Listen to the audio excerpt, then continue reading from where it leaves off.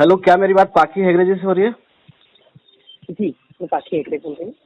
मैं छोटू बाबू बोल रहा हूँ, भोजपुरिया टनाटन मुंबई से। नमस्ते छोटू जी, कैसे हैं? नमस्ते मैम, आप कैसी हैं? आप बताइए। मैं तो ठीक हूँ एकदम बढ़िया। मैम। दर्शकों के लिए आपकी आवाज को रिकॉर्ड कर रहा हूँ, चलेगा? जी जी। खबर ऐसी आ रही कि आपका और हिट मशीन ट्रेडिंग स्टार का एक कोई हिंदी सॉन्ग बहुत जल्द धमाल मचाने वाला है, कुछ इस बारे में भी बताएं।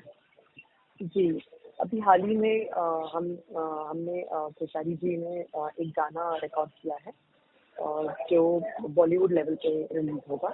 और एक चैनल है निश्चय म्यूजिक चैनल, उस चैनल पर ये गाना जाएगा।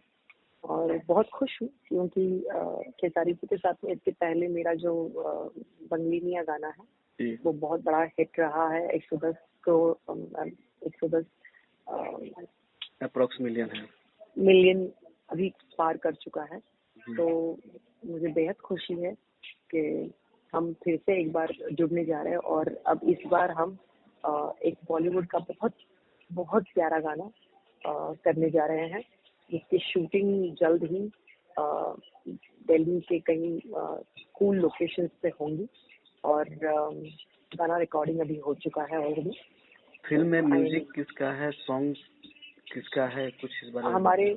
हमारे म्यूजिक डायरेक्टर हैं संजीव अजय, जो हिंदी इंडस्ट्री में काफ़ी नाम रखते हैं और जो सीरीज और जी म्यूजिक जैसे बड़े म्यूजिक लेबल्स के साथ से काफ़ी टाइम से काम करते आ रहे हैं।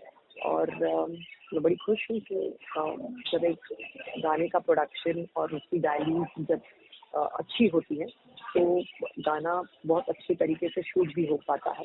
तो पूरी तरीके से वो गाना जस्टिफाई होगा और इसमें अच्छे अच्छे सिनेमैटिक लोकेशंस पे हम इस गाने को जाके शूट करेंगे।